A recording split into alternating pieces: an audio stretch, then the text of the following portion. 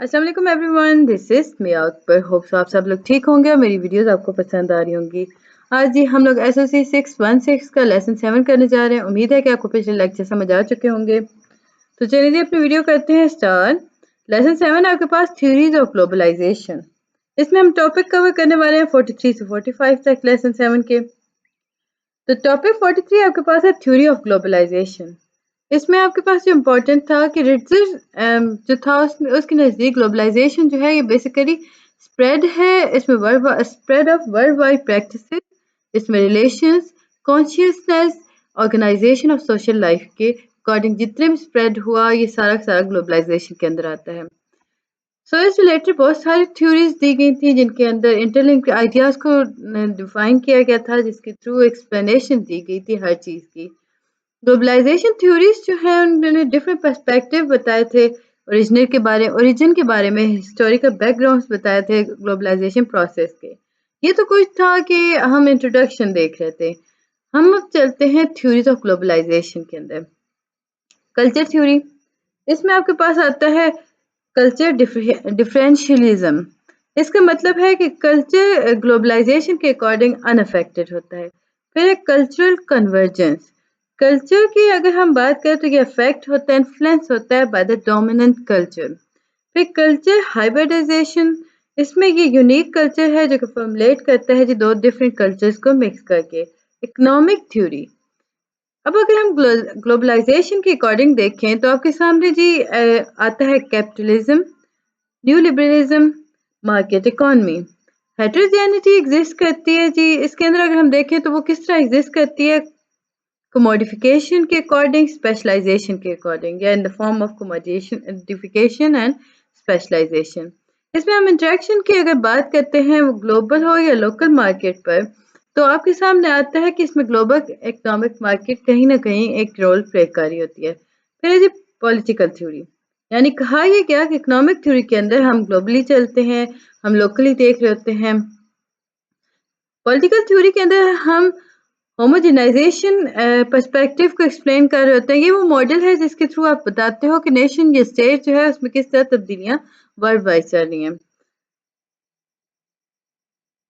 Topic आपके पास next आता है 44, इसमें था की theme in theory and experience of globalization. आपके सामने आता है जी गिडन। गिडन बेसिकली इन्होंने डिफाइन किया था ग्लोबलाइजेशन को कि ये एक ऐसा अनप्रेडिक्टेबल और डिस्टेबलाइज प्रोसेस है। वेस्टर्न इन्फ्लुएंस इसमें बहुत ज़्यादा पाया जाता है। लाइक यूनाइटेड स्टेट्स हम देख सकते हैं ग्लोबलाइजेशन जो होता है वो डोमिनेंट वेस्टर्न कल्चर को प्रमोट करता है और अंडरमाइन कर देता है जी लोकल कल्चर को। अब दुनिया जो है वो मल्टी डायमेंशनल है, मल्टी डायरेक्शनल है। ग्लोबलाइजेशन जो है वो रोज के अंदाज से चेंज हो रही है, बॉर्डर्स के अकॉर्डिंग वो चेंज हो रही है। आपके सामने आता है कि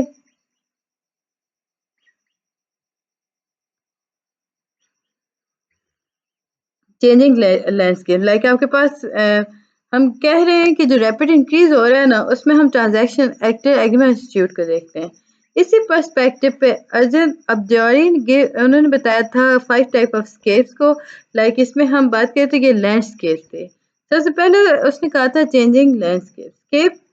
अब वो स्केप जो ऑपरेट करते हैं इंडिपेंडेंट एक दूसरे के ऊपर, वो कॉन्ट्रैक्ट करते हैं जी दूसरी स्केप्स को। इसमें आपके पास आ जाता है एथनोस्केप। इसमें हम इंडिविजुअल ग्रुप को एक्चुअली मूव करा लेते हैं बॉर्डर्स और फैंसाइज के इवेंट्स के थ्रू। लाइक इसमें हम क्या कर रहे होते हैं कि बॉर्डर्स क्रॉस हो रहे हैं। इवन आपको ऐसी मूवीज दिखाई जा रही थी जिसमें आप चेंज हो रहे होते हो हर जगह से। फिर टेक्नोस्केप, टेक्नोस्केप के अंदर हम फ्लूइडिटी ऑफ इंफॉर्मेशन टेक्नोलॉजी की बात करते हैं कि पूरी दुनिया के बारे में बात हो रही है। फिर है जी आपके पास फाइनेंस स्केप, इसमें इकोनॉमिक फ्लो की बात की जाती है। फिर है मीडिया स्केप, इसमें रैपिड ट्रांसमिशन हो रही होती है इन्फॉर्मेशन की, इसमें हाईली एडवांस इलेक्ट्रॉनिक कैपेबिलिटीज लाई जाती हैं। लाइक इसमें हम देखें तो ये जिसमें हम लाइक इसमें हम देखें तो डिसमिनेट किया जाता है मीडिया के थ्रू। फिर है आइडियोस्केप। आइडियोस्केप बेसिकली ये स्टेट, ये वो सेट्स हैं जो कि आप यूँ कह लें कि जो रिस्ट्रिक्टेड फैब्रिकेटेड इमेज लाते हैं आइडियोलॉजीज के। स्केप्स के अंदर अगर हम देखें तो लाइक इसमें लैंडस्केप्स जो होते हैं वो कंट्रीब्यूट कर रहे होते हैं ग्लोबल फ्लो को एक्सलेट करने में। फर्दर आपके पास थ्योरेटिकल कैटेगरीज आ जाती हैं। ग्लोबलाइजेशन थ्योरीज जो थी वो 8 कैटेगरीज के अंदर डिफाइन हुई थी। याद रखिएगा 8 आपके पास कैटेगरीज थी। फर्स्ट है लिबरलिज्म, सेकंड है पॉलिटिकल रियलिज्म, फिर है जी आपके पास मार्क्सिज्म, कंस्ट्रक्टिविज्म। इसमें अगर हम देखें तो बहुत इंपॉर्टेंट है जी लिबरलिज्म, मार्क्सिज्म और कंस्ट्रक्टिविज्म। फिर post modernism, feminism, transformationalism and eclecticism. One by one सबके पॉइंट्स जैसे जाते हैं। लिबरलिज्म, लिबरलिज्म बेसिकली ये स्ट्रॉन्ग केस होता है जी ग्लोबलाइजेशन का। इंटरनेशनल कैपिटलिज्म को कंसिडर किया जाता है कि लिबरलिज्म का मेन पिलर है। इसमें हम इन्हांस करते हैं कॉर्पोरेट रिस्पॉन्सिबिलिटीज को ताकि इनपुट इंक्रीज हो सके, प्रॉफिट इंक्रीज हो सके। ट्रेड होता है जी ये बॉर्डर के अक्रॉस, लाइक इसमें हम देखें तो फिर है जी इंटीग्रेशन ऑफ प्रोडक्शन। लिबरलिज्म जो होता है वो नेसेसरी गवर्नमेंट इंटरवेंशन को अलाउ कर रहा होता है। पॉलिटिकल रियलिज्म, इसमें पॉलिटिकल रियलिज्म की हम बात करें तो वो undermine role of nation states की बात करता है। ग्लोबलाइजेशन प्रोसेस के अकॉर्डिंग चल रहा होता है। स्पोर्ट्स ट्रेड इंटरवेंशन कर रहा होता है इकोनॉमिक अफेयर्स के अकॉर्डिंग। फिर है जी आपके पास according to Carnegian formula state intervention जो है इसका पॉजिटिव इफेक्ट होता है इकोनॉमी पर। इसमें हम बिजनेस को ऑपरेट कर रहे होते हैं स्मूथली, इक्वली प्रमोट कर रहे होते हैं, इक्वलिटी इसमें प्रमोट हो रही होती है। Marxism, marks school of thought जो है इसे हम देखें तो इसमें बहुत सारी लाइक इसमें सिग्निफिकेंस ग्लोबलाइजेशन की डिस्कस नहीं की गई थी। हाँ, इसमें हम देखते हैं डिफरेंट फीचर्स ग्लोबलाइजेशन के लाए गए थे। इसमें हम देखें तो कैपिटलिस्ट एक्सपेंशन की बात करता है, एक्सप्लोरेशन की बात करता है। ये कैपिटलिज्म को एक्सेलरेट करता है। क्यों? क्योंकि ये इंटरडिपेंडेंस होते हैं, इंटरकनेक्ट होते हैं। फिर जी कंस्ट्रक्टिविज्म, ग्लोबलाइजेशन जो है वो रीशेप करता है नेशनल आइडेंटिटीज को। स्टैटिक आइडेंटिटीज को थ्रेटन देखा जाता है कि वो थ्रेटन है, like are being threaten. Emergence जी हो रही है ट्रांजिशनल और कॉस्मोपॉलिटिकन पॉलिटन आइडेंटिटीज की। ये हाइब्रिडाइजेशन के अकॉर्डिंग चलता है। पोस्ट मॉडर्निज्म को हम देखें तो ये क्लेम करता है कि मीडिया जो है वो ड्राइविंग फोर्स है ग्लोबलाइजेशन की। बहुत सारी कंजम्पशन अपॉर्चुनिटीज प्रोवाइड की हैं ग्लोबल प्रोडक्ट्स के अकॉर्डिंग। ब्लड बाउंड्रीज लाई जाती हैं पॉपुलर हाई कल्चर्स के अकॉर्डिंग। फेमिनिज्म, अब ग्लोबल पॉवर्टी जो है ये बहुत बड़ा फेमिनिस्ट इशू है। इनइक्वलिटी जो है वेजेस के अकॉर्डिंग चलती है, जॉब अपॉर्चुनिटीज के अकॉर्डिंग आपके सामने बहुत ज़्यादा आ रही होती है। ग्लोबलाइजेशन को बिहाइंड कर दिया जाता है हाई प्रोफाइल जेंडर इनइक्विटी के अकॉर्डिंग। ट्रांसफॉर्मेशनलिज्म, इसमें हम ग्लोबलाइजेशन के अंदर हम देखें तो क्रिएट किया जाता है न्यू इंटरनेशनल ऑर्डर को। ग्लोबलाइजेशन जो है इन्फ्लुएंस कर होता है इंटरनेशनल रिलेशंस को। रोल ऑफ स्टेट्स को हम रीशेप करते हैं, मर्जेस कर होते हैं न्यू इंस्टीट्यूशंस की। इलेक्टिसिज्म, अब ये इंक्रीज करता है जी मल्टी कल्चरलिज्म को। ग्लोबलाइजेशन जो होती है वो यहाँ पे कैरेक्टरिस्टिक फीचर्स बताती है मॉडर्निटी के। रैपिड सोशल ट्रांसफॉर्मेशन हो रही होती है सोसाइटीज की। ग्लोबल इकोनॉमिक्स, पॉलिटिकल और कल्चर यूनिफिकेशन हो रही होती हैं। दुनिया जो है वो पहले से ज़्यादा इंडिपेंडेंट बनती जा रही है। उम्मीद है कि आपको ये समझ आया होगा। काइंडली मेरे चैनल को लाइक और सब्सक्राइब कीजिएगा। जल्दी से हम लेसन 8 को भी देख लेते हैं। लेसन 8 में हमारे पास टॉपिक्स जो कवर होंगे वो 238 से 243 तक होंगे। 238 आपके पास आ जाता है मॉडर्नाइजेशन एंड वेस्टर्नाइजेशन। मॉडर्नाइजेशन जो है ये बेसिकली रेफर करती है ऐसे प्रोसेस के जिसके अंदर ट्रेडिशनल सोसाइटीज जो हो रही होती हैं वो ट्रांसफॉर्म हो रही होती हैं। अब वो ट्रांसफॉर्म जो होता है ना वो किधर उधर फॉरवर्ड लुकिंग सोसाइटी, यानी कि वो तब्दीली की तरफ जा रहा होता है। इसमें सोशल कल्चर ट्रांसफॉर्मेशन हो रही होती है। इसमें आप न्यू डिस्कवरीज करते हो, टेक्नोलॉजीज की लेके आते हो। लाइक इसमें हम आउटलुक ऑफ पीपल को चेंज कर देते हैं। Physical economic life of people change हो रही होती है। इनमें जो फैक्टर कंट्रीब्यूट हो रहे हैं वो इंडस्ट्रियलाइजेशन आ गई, अर्बनाइजेशन आ गई, रेशनल वे ऑफ थिंकिंग आ गई, मैस एजुकेशन आ गई, मैस कम्युनिकेशन आ गई। इम्पैक्ट ऑफ मॉडर्नाइजेशन देखा जाए तो मॉडर्न मीन्स ट्रांसपोर्टेशन आ गई, इंडस्ट्रियल इकोनॉमी आ गई, रेवोल्यूशनरी प्रोडक्शन आ गई, इंक्रीज अनएम्प्लॉयमेंट आ गई, डोमिनेंस ऑफ साइंटिफिक नॉलेज आ गया। वेस्टर्नाइजेशन को अगर हम देखें तो ये अडॉप्शन है जी डिफरेंट लाइफस्टाइल की, कल्चर वैल्यूज की, वर्किंग मेथड्स की, बिहेवियर पैटर्न्स की, और ये वेस्टर्न कंट्रीज के बारे में बात करता है। वेस्टर्नाइजेशन जो है वो करेक्टराइज करता है जी ह्यूमन राइट्स को, लिबर्टी को, इक्वेलिटी को, फ्री मार्केट को। इसमें अगर हम देखते हैं तो आपके पास आता है इंडिविजुअलिज्म। नेक्स्ट आपके पास थ्योरी आती है मॉडर्नाइजेशन थ्योरी। मॉडर्नाइजेशन थ्योरी जो है ये एक ऐसा एट्रीब्यूट है जो कि जिसके अंदर हम बहुत सारी इन्फ्लुएंशियल थ्योरीज को लेके आते हैं और ये बात की गई थी कोलैप्स ऑफ यूएसएसआर। मॉडर्नाइजेशन के अंदर हम देखें तो ये इनका एम होता है कि ये किसी भी कंट्री के पूरे कंट्री फेलियर के रीजंस जानना चाहते हैं ताकि उससे मॉडर्न सोसाइटीज के थ्रू इवॉल्व कराया जा सके। रिड्यूस करते हैं जी स्पिरिट ऑफ कम्युनिज्म को, प्रमोट करते हैं कैपिटलिज्म को। मोटिवेट अगर हम देखें ना ये मोटिव करते हैं, मोटिव ऑफ मॉडर्नाइजेशन थ्योरी की देखा जाए तो आपके पास आता है कि वर्ल्ड वार टू के यानी वो एरा जिसके अंदर वर्ल्ड वार टू हुई थी उसके बाद अगर हम देखें ना तो बहुत सारी कंट्रीज जो थी वो पॉवर्टी के अंदर चली गई थी। Like ideological competition between capitalism और कम्युनिज्म होना शुरू हो गया था। अनरेस्ट और चोर्स थे बहुत सारी कंट्रीज के अंदर।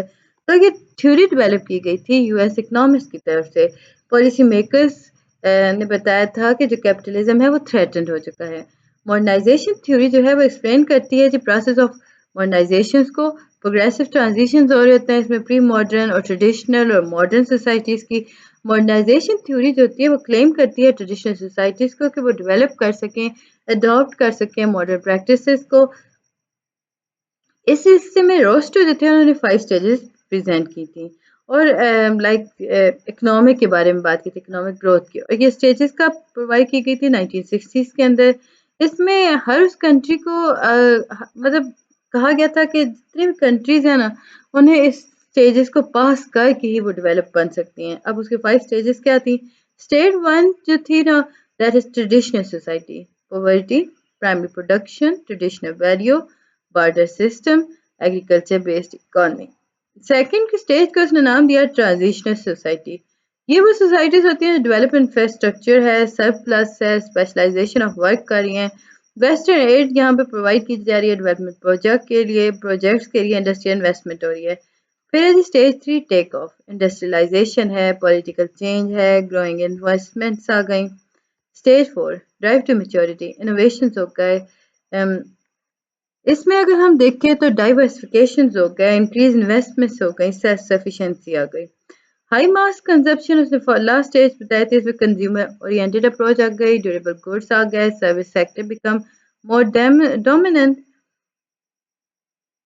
अब नेक्स्ट टॉपिक में आपसे कहा गया कि industry, technology, politics, economics, lifestyles. Industrialization और ग्लोबलाइजेशन जो है वो कम्प्लीमेंट करती हैं एक दूसरे को। इंडस्ट्रियलाइजेशन जो है वो कंप्लीट लाइक वो एक प्ले करता है जी, एक की रोल प्ले कर रहा होता है जिसके थ्रू वो एक्सलरेट कर रहा है ग्लोबलाइजेशन को। इसी तरह ग्लोबलाइजेशन जो होता है वो एक्सपेंड कर रहा होता है इंडस्ट्रियलाइजेशन को। सो ये दोनों कम्प्लीमेंट करते हैं एक दूसरे को। Technological advancement, communication system, media, internet technology, transportation और दूसरे ऐसे इनोवेटिव फैसिलिटेटेड ग्लोबलाइजेशन प्रोसेस को फैसिलिटेट कर रहे होते हैं। पॉलिटिकल ग्लोबलाइजेशन और ग्लोबलाइजेशन ऑफ इकोनॉमी को इंटीग्रेट किया जाता है। इसमें हम देखें तो मास मीडिया जो है वो ग्रेटली इन्फ्लुएंस करता है जी life style of thousand of millions of peoples को। मास मीडिया ना वो इन्फ्लुएंस कर रहा होता है। और ये इंटरनेशनल हम देखें पूरी दुनिया के अंदर देखा गया था। इंटरनेशनल लॉ जो है इसने कंसिडर किया था सुपीरियर, या यूँ कह लिए कि आपके पास है ना नेशनल लॉ, उसमें सुपीरियर कंसिडर किया जाता है इंटरनेशनल लॉ को। ये रोल था जी डब्ल्यूटीओ ट्रेड रूल्स और लॉज के अकॉर्डिंग। अमेरिकनाइजेशन को रेफर किया गया था कि सिक्योरिटी है, ये डोमिनेंस है जी, अमेरिकन कल्चर को कर दिया गया था। इसमें हम देखें तो ग्लोबल नॉर्म का फ्लो बहुत ज़्यादा था। ट्रेडिशन जो थी वो ट्रैवलिंग और माइग्रेशन की वजह से बहुत ज़्यादा इंक्रीज हो रही थी।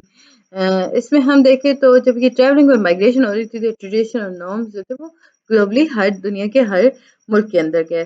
सो इससे हुआ क्या कि दुनिया जो है वो ग्लोबल विलेज के तौर पे आपके सामने आई और ये मैस मीडिया के बिहाफ पे हुआ था। फिर है डिपेंडेंसी थ्योरी। डिपेंडेंसी थ्योरी जो है वो डेवलप की गई थी लेट 1950s के अंदर। इसमें हम देखें तो ये सुपरविजन हो रही थी। इसमें director of United Nation Economic Commission for Latin American Raul Prebisch. अब ये जो थ्योरी थी इसमें एक्सप्लेन किया गया था जो परसिस्टेंट पॉवर्टी है पुअर कंट्रीज की, उनकी रीजंस क्या हैं, उनकी पूरी बात की गई थी। इसमें मेन आर्गूमेंट जो था ना वो था कि पुअर नेशन जो है उन्हें चीप लेबर और नेचुरल रिसोर्सेज प्रोवाइड करने चाहिए। पुअर कंट्रीज़ की जो मार्केट होती है वो डेवलप कंट्रीज़ से बहुत कम होती है, सो उन्हें हेल्प करना चाहिए डेवलप कंट्रीज़ को। अंडर डेवलप्ड कंट्रीज़ जो होती हैं वो डेस्टिनेशंस थी, लाइक उसमें अपलोड टेक्नोलॉजी की वो डेस्टिनेशन के तौर पे सामने आई। पुअर नेशन जो है वो सब्जेक्ट हैं जी स्टेट का, स्टेट ऑफ डिपेंडेंसी का, और हम तब इसे डेवलप कर सकते हैं जब उनका मीडिया हो वो कंट्रोल हो, बैंकिंग फाइनेंसिंग इकोनॉमिक वैल्यू उनकी अच्छी हो। फिर ये आपके पास आता है concept of periphery and core. अब कंट्रीज दुनिया के अंदर जितनी भी पाई जाती है उन्हें दो मेजर वर्ल्ड रीजन्स के तौर पे डिफाइन किया जाता है, कोर और पेरिफेरी। कोर जो है ये मेजर वर्ल्ड पावर्स हैं, ये वो कंट्रीज हैं जिनके पास बहुत सारी वेल्थ है। पेरिफेरल कंपनीज जो है पेरिफेरल्स जो है ये कंप्राइज करते हैं, लाइक इसमें हम देखें तो ये कंप्राइज करती हैं उन कंट्रीज को जो कि बेनिफिट्स नहीं प्रोवाइड करें ग्लोबल वेल्थ और ग्लोबलाइजेशन को। और यहाँ पे आपको बताया गया था वैल्यू चेन के अकॉर्डिंग कुछ कंट्रीज होती हैं पुअर होती हैं क्योंकि उनके पास इंटरेक्शन उनके पास नहीं होती दूसरी कंट्रीज के साथ। सो उनके हम कह सकते हैं डेवलपमेंट जो है वो कोर और पेरिफेरी दोनों के इम्पोर्टेंट होती है। पुअर कंट्रीज होती हैं वो डिपेंड करती हैं वेल्थियर कंट्रीज पर। कोर जो है उसे कैरेक्टराइज किया गया था डेवलप नेशन के तौर पे, process raw material to make high value goods, globally dominant थे, कैपिटलिस्ट था, हाई लेवल ऑफ इंडस्ट्रियलाइजेशन थी, अर्बनाइजेशन थी, कैपिटल इंटेंसिव था। पेरिफेरी जो है उनके पास ये वो कंट्रीज हैं जो स्पेशलाइज करती हैं एक सिंगल इंडस्ट्री के अंदर, अनस्टेबल इकोनॉमी है, लिमिटेड इंटरनेशनल इन्वेस्टमेंट्स हैं, रिलाई कर रहे हैं जी लेबर इंटेंसिव प्रोडक्शन पर, ये एक्सप्लॉइट करते हैं बाय लाइक वी दूसरी कोर कंट्रीज के बिहाफ पे ये जी रहे हैं। एनालाइज अगर किया गया था तो इसमें आपके सामने आता है कि जो majority of under developed countries है ना वो सब सहरान अफ्रीका के अंदर पाई जाती हैं, कुछ साउथ ईस्ट एशिया के अंदर भी हैं, इसमें स्मॉल आइलैंड स्टेट्स, पैसिफिक के अंदर भी जो आइलैंड स्टेट्स हैं उन्हें भी बताया गया था। अंडर डेवलप्ड कंट्रीज के फीचर क्या हैं? एक तो होगी उनकी शेकी स्टेबिलिटी ऑफ इकोनॉमी, फिर होगा low income, malnutrition, poor health service, low literacy rates, like ये जो होते हैं ये नेचुरल डिजास्टर्स वेरिएबल्स का होते हैं, पुअर लॉ और ऑर्डर होगा, वायलेशन हो रही होंगी ह्यूमन राइट्स की, लाइक चाइल्ड लेबर उसमें बहुत ज़्यादा होगा। उम्मीद है कि आपको ये चीज़ें समझ आई होंगी, क्योंकि ये बहुत सारे पॉइंट्स हैं तो आप में से कोई से 7 या 8 याद कर लें। चीप लेबर जो है वो अवेलेबल है टू अवॉइड टैक्सेस हैं, लाइक हो क्या रहा होता है टैक्सेस को अवॉइड किया जा रहा होता है, कुछ में कोई रेगुलेशन नहीं होती चाइल्ड लेबर्स की, इजी एक्सेस होता है रॉ मटेरियल का। उम्मीद है कि आपको ये सारी चीज़ समझ आई होंगी। मिलते हैं नेक्स्ट वीडियो में, तब तक के लिए अल्लाह हाफिज़।